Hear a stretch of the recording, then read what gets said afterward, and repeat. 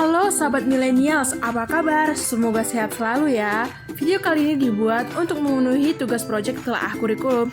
Nah, tidak usah berlama-lama lagi. Yuk, langsung saja kita saksikan videonya sama-sama. Hai geng millennials, nama saya Jenny Marlina Sitanggang dan saya akan menjelaskan tentang puisi. Nah, sebelum kita masuk ke dalam materi yang lebih dalam lagi tentang puisi, kita harus tahu dulu kan apa itu puisi. Nah, puisi adalah suatu bentuk karya sastra yang terikat oleh irama, rima, penyusunan bait dan baris yang bahasanya terlihat indah dan penuh makna.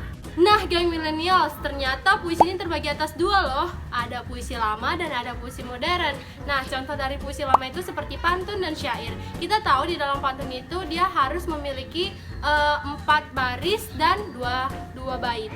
Nah, di dalam pantun juga harus bersajak AB-AB. Nah, seperti itu di dalam puisi lama harus memiliki penyusunan bait dan penyusunan barisnya. Nah, kalau di puisi modern itu lebih seperti puisi yang bebas, tidak ditentukan harus berapa bait, tidak ditentukan harus berapa baris, dan lebih mengungkapkan kepada isi hati si penulis puisi tersebut. Nah, teman-teman, tadi kita sudah membahas tentang pengertian puisi dan sekarang kita akan membahas tentang unsur pembangun puisi. Unsur pembangun puisi terbagi atas 2 jenis loh, teman-teman.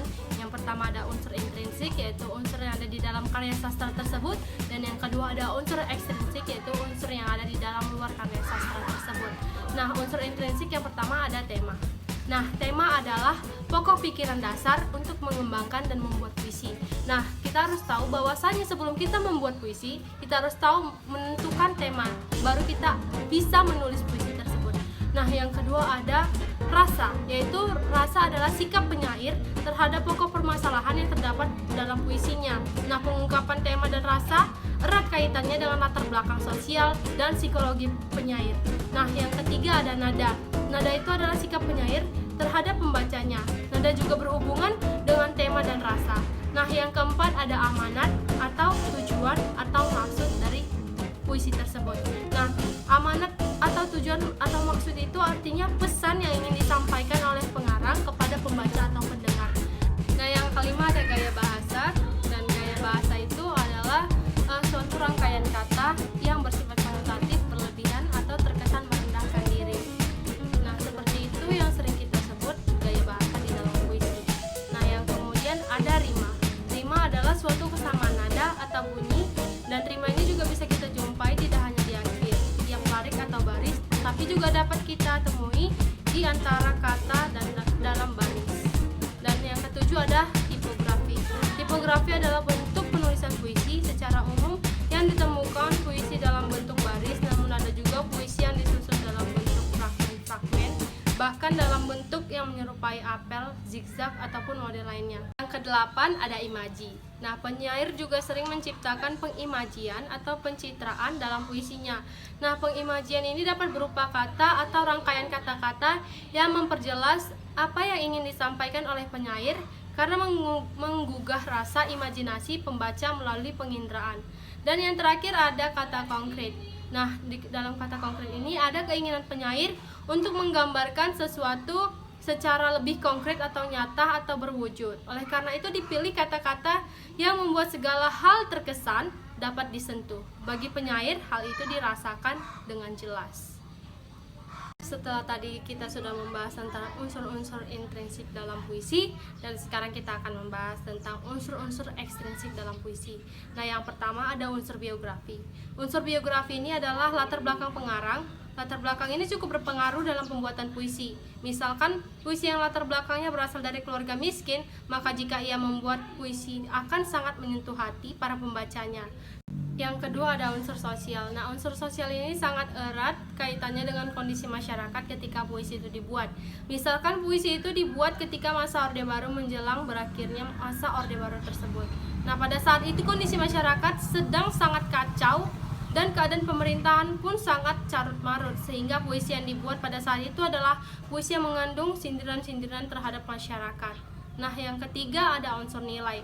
Unsur nilai dalam puisi meliputi unsur yang berkaitan dengan pendidikan, dengan seni, ekonomi, politik, sosial, budaya, adat istiadat, hukum, dan lain-lain. Nilai yang terkandung dalam puisi menjadi daya tarik tersendiri sehingga sangat mempengaruhi baik atau tidaknya puisi. Nah, itulah teman-teman unsur intrinsik dan unsur ekstrinsik di dalam puisi. Selanjutnya, kita akan membahas unsur pembangun dalam puisi. Dalam puisi terdapat dua unsur pembangun. Yang pertama, unsur dari segi bentuk atau biasa juga disebut sebagai unsur lahir. Yang kedua, unsur dari segi isi atau biasa juga disebut sebagai unsur makna. Dalam unsur lahir terdapat tipografi. Tipografi pada puisi adalah bentuk puisi, seperti halaman yang tidak harus dipenuhi dengan kata-kata dan tidak ada aturan tepi kiri dan tepi kanan, serta tidak ada pengaturan baris, sehingga baris puisi tidak harus selalu dimulai dengan huruf kapital atau diakhiri dengan titik. Kemudian yang kedua adalah diksi. Diksi pada puisi adalah pemilihan kata yang digunakan penyair dalam membangun puisinya. Diksi muncul dikarenakan ada makna kias atau konotatif dan lambang atau simbol, serta persamaan bunyi atau irama. Lalu yang selanjutnya adalah imaji. Imaji pada puisi adalah susunan kata-kata yang mengungkapkan pengalaman indera, seperti penglihatan, pendengaran, dan perasaan. Imaji terbagi menjadi 3, yaitu imaji suara atau auditif, imaji penglihatan atau visual, dan imaji raba atau taktil.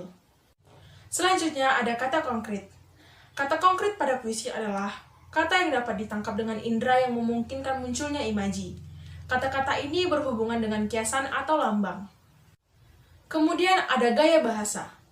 Gaya bahasa pada puisi adalah penggunaan bahasa yang berfungsi untuk menghidupkan atau meningkatkan efek dan menimbulkan konotasi tertentu. Gaya bahasa biasa juga disebut dengan majas. Selanjutnya rima. Rima pada puisi adalah bunyi yang berulang, baik pada lirik puisi maupun pada akhir puisi. Irama dihadirkan oleh rima, permainan bunyi atau gaya repetisi di mana irama berfungsi sebagai penguat keindahan puisi, memberi jiwa pada kata-kata dalam puisi, dan sebagai pembakar emosi. Assalamualaikum, nama saya Dinda Aprilia. Di sini saya akan menjelaskan tentang unsur pembangun puisi dari segi isi atau dari segi batin. Nah, yang pertama, kita harus mengetahui apa itu unsur pembangun puisi dari segi batin. Unsur batin ialah unsur pembangun yang tidak tampak langsung dalam penulisan kata-katanya. Ada 4 unsur batin. Yang pertama yaitu tema, yang kedua perasaan, yang ketiga nada dan suasana, dan yang keempat ialah amanat. Yang pertama yaitu tema. Tema merupakan gagasan pokok yang digunakan penyair dalam puisinya. Tema berfungsi sebagai landasan utama penyair dalam puisinya. Tema menjadi kerangka pengembang dalam sebuah puisi. Nah, yang kedua yaitu ada perasaan. Puisi merupakan karya sastra yang paling mewakili ekspresi perasaan penyair. Bentuk ekspresi itu dapat berupa kegelisahan maupun kebahagiaan. Selanjutnya yaitu nada dan suasana. Nada puisi adalah sikap penyair kepada pembaca. Adapun suasana adalah keadaan jiwa pembaca setelah membaca puisi. Dan yang terakhir yaitu ada amanat. Amanat merupakan pesan yang ingin disampaikan oleh penyair melalui puisi tersebut.